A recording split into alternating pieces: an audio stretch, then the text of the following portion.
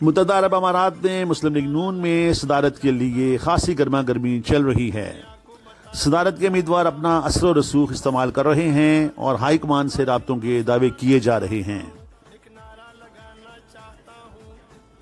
Ghulam Mustafa Mughal Muslim league known you اے ای کے متوقع صدر، انہوں نے کہا کہ تمام لیگیوں کو ساتھ لے کے چلیں گے اور مسلم لیگ نون کو متحدہ عرب امارات میں مزید مضبوط اور فعال جماعت بنائیں گے۔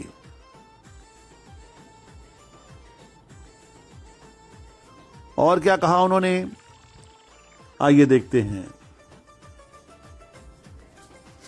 آپ کا شکریہ۔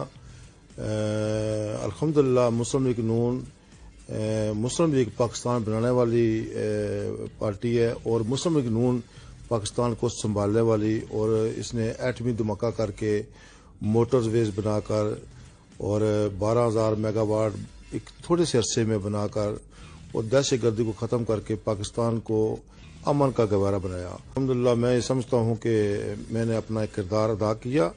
اگر قائد محترم میاں محمد نواز شریف صاحب اور صدر محترم جو اوورسیز کے صدر ہیں اسحاق ڈار صاحب، یہ ان کی صوابدید ہے کہ جو بھی بندہ اس قابل ہے اور ہم اس کو تن من دن سے قبول کریں گے انشاءاللہ۔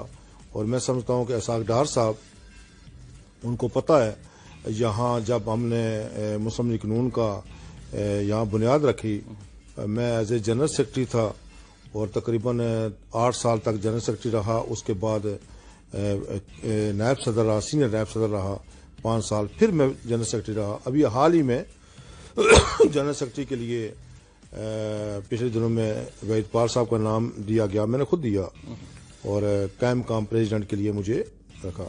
برکہ پہ انشاءاللہ ہم مسلم لیگ نون کے کارکن اسحاق ڈار صاحب اور میاں محمد نواز شریف صاحب قائد محترم ہے، اور صدر محترم شہباز شریف صاحب اور احسن اقبال صاحب جو بھی فیصلہ کریں گے ہم تن من دن سے اس کو قبول کریں گے۔ کوئی میں سیاسی سرگرمیاں ایک محدود سی ہوتی ہیں، ہم بس آپس میں میٹنگ کرتے ہیں۔ ہمارا جو اہم ہوتا ہے وہ اہم یہ ہے کہ ہم پاکستان میں جب الیکشن ہوں ہم اس الیکشن میں جائیں، سب کینڈیڈیٹ کو جو یہ رکھتے ہیں، طاقت رکھتے ہیں، ٹکٹ کرا کر جا سکتے ہیں، ان کو بولیں گے اپنی اپنی کانسٹیٹوئنسی میں اپنے اپنے علاقے میں جائیں اور اپنے دوستوں بابوں کو موٹیویٹ کریں اور مسلم لیگ نون کو ووٹ کاسٹ کریں۔ اصل مقصد یہ ہوتا ہے یہاں اپنی کتاب کی طرح یہاں ہوں۔ میں الحمدللہ سب دوستوں کو پیار محبت بانٹا اور دوستوں نے بھی دیا۔ دوستوں سے اپیل کروں گا جو بھی قائدین کا فیصلہ ہوگا تن من دن سے ہم قبول کریں گے انشاءاللہ، لبیک کہیں گے، اور یو اے کے قانون کے مطابق ہم آپس میں یہ میں سمجھتا ہوں کہ یو اے کے گورنمنٹ کو سلام پیش کرتا ہوں کہ جنہوں نے ہمیں کھانے پینے بیٹھنے اٹھنے کاروبار کی آزادیاں دی ہیں، ہم ان کے قانون کا بھی احترام کرتے ہوئے اپنے قائدین کا بھی اپنے ملک کا بھی اس سلوار قمیض کا احترام کریں۔ یہ سلوار قمیض جس نے پہنی ہے وہ پاکستان کا وہ ایمبیسڈر ہے، تو ایمبیسڈر کا کام ہوتا ہے کہ اپنے دوستوں بابوں کو صاحب روزگار کریں، ان کو سنبھالیں، کسی قسم کی پریشانی ہو ان کی حل کرنے کی کوشش کریں۔ میاں محمد نواز شریف کو پابند سراسل یا یہ سزا نہیں بلکہ ہمیں پھول پہنانے چاہیے تھے، ان کے قدموں کے نیچے پھول ڈالنے چاہیے تھے۔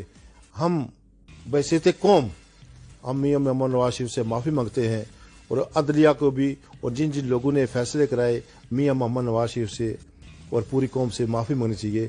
ہمیں اپنے محسنوں کو گلے میں آر پہنائے تو پھر اب پاکستان بن سکتا ہے۔